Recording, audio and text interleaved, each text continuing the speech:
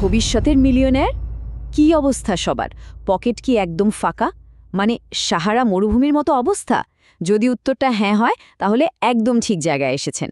আজকে আমরা ছাত্র জীবনে ফিন্যান্সিয়াল ফ্রিডমের জন্য কয়েকটা অসাধারণ জাপানি টেকনিক নিয়ে কথা বলবো। কথা দিচ্ছি, এগুলো ভাবনার জগৎটাকেই নাড়িয়ে দেবে, আর মানিব্যাগটা হয়তো একটু ভারী হবে। আচ্ছা, এমন কি হয় যে ক্রাশ ফুচকা খেতে চাইলেই হঠাৎ করে রোজা রাখার কথা মনে পড়ে যায়? কিংবা ধরুন মাসের ১০ তারিখ আসতেই বন্ধুদের কাছে জাতীয় সঙ্গীতের মতো বেজে ওঠে, দোস্ত ৫০০ টাকা ধার দিবি, কালকেই দিয়ে দেব। যদি এই সিনারিওগুলোর সাথে একটু মিল খুঁজে পাওয়া যায় তাহলে আজকের এই আলোচনাটা মিস করা যাবে না। তো চলুন আসল কথায় আসা যাক। আমাদের মধ্যে অনেকেই আছি যারা একটু কিছু হলেই ভাগ্যকে দোষ দেয়, তাই না? কিন্তু জাপানিরা কি করে জানেন? ওরা ভাগ্যের ওপর বসে থাকে না, ওরা একটা সিস্টেম বা প্রসেসের ওপর ভরসা করে।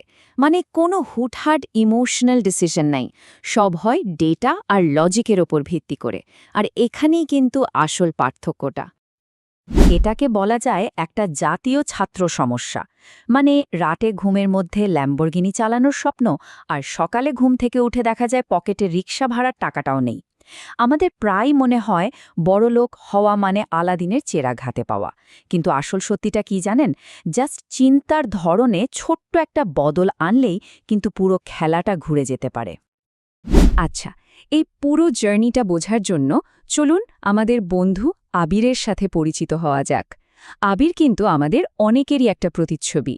ওর গল্পটা শুনলে হয়তো নিজেদের জীবনের অনেক সমস্যার সমাধানও পাওয়া যেতে পারে। তো এই হলো আবির, বাপের হোটেলের একজন গোল্ডেন কাস্টমার। স্বপ্ন দেখে আকাশ ছোঁয়ার, কিন্তু বাস্তবতা হলো ঠিক তার উল্টো। সম্বল বলতে ভাঙা স্ক্রিনের একটা স্মার্টফোন আর মাথায় একরাশ টেনশন। আবির সারাদিন শুধু ভাবে কিভাবে বড়লোক হওয়া যায়, কিন্তু দিন শেষে বুঝে উঠতে পারে না যে শুরুটা করবে কোথা থেকে। আবিরের এই কনফিউশন দূর করার জন্যই আজ আমরা জাপান থেকে ৩টা পাওয়ারফুল নিনজা টেকনিক নিয়ে এসেছি। এই কৌশলগুলোই আবিরের জীবনটাকে স্টেপ বাই স্টেপ বদলে দেবে। তো আর দেরি কেন, চলুন দেখে নেওয়া যাক প্রথম কৌশলটা কি। আমাদের প্রথম টেকনিকটার নাম হল কাইজেন। এর মানে হল কন্টিনিউয়াস ইমপ্রুভমেন্ট বা ধারাবাহিক উন্নতি। আবির আগে ভাবত সাকসেস মানে ম্যাগি নুডলস ২ মিনিটেই রেডি। কিন্তু কাইজেন শেখায় না, তাড়াহুড়ো করলে চলবে না। রোম শহরটা যেমন একদিনে তৈরি হয়নি, ব্যাংক ব্যালেন্সও একদিনে ফুলে ফেপে উঠবে না। এর জন্য দরকার ধৈর্য আর প্রতিদিন একটু একটু করে লেগে থাকা। এখন এই স্লাইডের ম্যাজিকটা দেখুন। কাইজেন বলে যদি প্রতিদিন নিজেকে মাত্র ১% করে ইমপ্রুভ করা যায়, তাহলে কম্পাউন্ডিং এফেক্টের জাদুতে বছর শেষে প্রায় ৩৭ গুণ বেটার হওয়া সম্ভব। ভাবা যায়? হিসাবটা খুব সিম্পল, কিন্তু এর পেছনের পাওয়ারটা অবিশ্বাস্য। আবির আগে যেখানে ঘন্টার পর ঘন্টা শুধু স্ক্রল করেই সময় নষ্ট করত, এখন সে প্রতিদিন নিয়ম করে মাত্র ৩০ থেকে ৬০ মিনিট নতুন কিছু একটা শিখছে। হতে পারে সেটা কোনো অনলাইন কোর্স বা একটা স্কিল শেখার ভিডিও দেখা, কিংবা কোনো বইয়ের ১০টা পৃষ্ঠা পড়া। এই ছোট ছোট স্টেপগুলোই কিন্তু ওর ভ্যালিউ বাড়াতে শুরু করেছে। এবার আসি আমাদের দ্বিতীয় নিনজা কৌশলে। এটার নাম কাকেইবো। সহজ ভাষায় বললে টাকা জমানোর একটা জাদুকরি জাপানি ডায়েরি। আগে আবিরের মানিব্যাগটা ছিল একটা ব্ল্যাক হোলের মতো। টাকা আসতো আর দেখতে না দেখতে উধাও। পিৎজা, বার্গার, বন্ধুদের ট্রিট, মাস শেষের রেজাল্ট 0। কাকেইবো ওর এই অভ্যাসটাকে বদলে দিয়েছে। কাকেইবো সিস্টেমটা আবিরকে শিখিয়েছে যে কোনো কিছু কেনার আগে নিজেকে 4টা প্রশ্ন করতে হবে। আর এই ৪ নম্বর প্রশ্নটা, এটাই হলো আসল গেম চেঞ্জার। এই জিনিসটা কি আসলেই দরকার, নাকি শুধু লোক দেখানোর জন্য কেনা হচ্ছে? বিশ্বাস করুন, এই একটা প্রশ্নই খরচের অভ্যাস পাল্টে দেওয়ার জন্য যথেষ্ট। কাকেইবো ব্যবহার করতে করতে আবির এখন শো অফ কালচার ছেড়ে সেভিংস কালচারে বিশ্বাসী হয়েছে।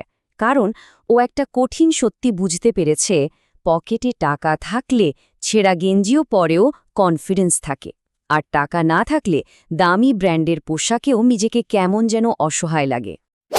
কিন্তু একটা সাবধানবাণী আছে।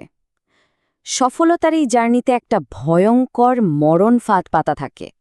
আর দুঃখের বিষয় হলো আমাদের অনেকেই সেই ফাঁদে পা দিয়ে নিজের ভবিষ্যৎটা নষ্ট করে ফেলে।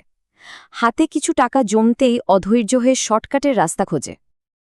এই যে অনলাইন বেটিং, জুয়া বা 2 মিনিটে টাকা ডাবল করা ট্রেডিং অ্যাপগুলো আছে না, এগুলো কোটিপতি বানানোর স্বপ্ন দেখায় ঠিকই, কিন্তু বাস্তবতা হলো এগুলো বানানোই হয়েছে পকেট খালি করার জন্য। এগুলোর অ্যালগরিদম এমনভাবে ডিজাইন করা যা আপনাকে প্রথমে একটু জিতিয়ে লোভ দেখাবে, আর তারপর যখনই বড় অ্যামাউন্ট লাগাবেন তখনই সব শেষ। এই ফাঁদে পা দিয়ে কত ছাত্রছাত্রীর সেমিস্টার ফি, বাবার জমানো টাকা শেষ হয়ে গেছে তার কোনো হিসাব নেই। তাই একটা কথা মাথায় গেঁথে নিতে হবে, ধনী হওয়ার কোনো বৈধ শর্টকাট রাস্তা নেই।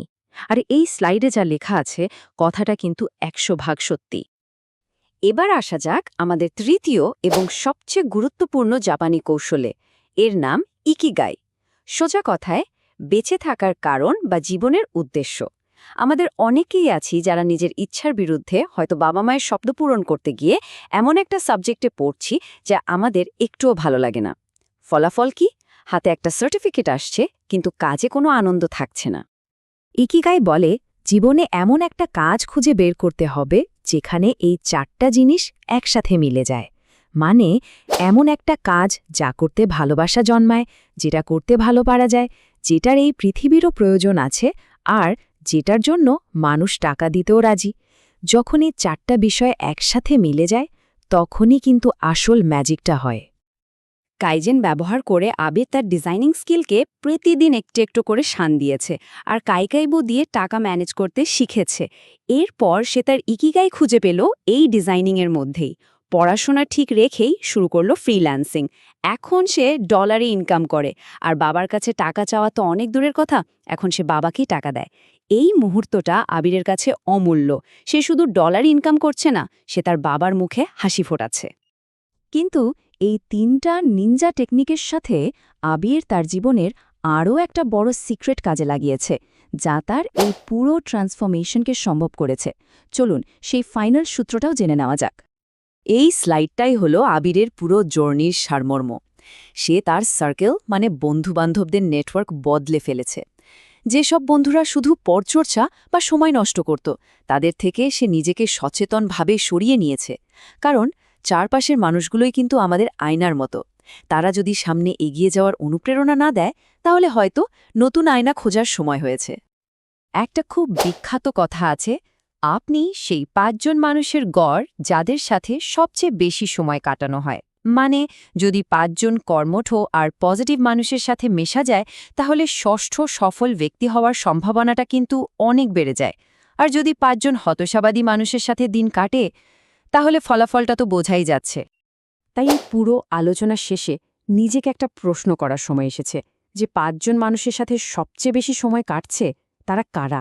তারা কি সামনে এগিয়ে যেতে সাহায্য করছে, নাকি অজান্তেই পেছনে টেনে ধরছে?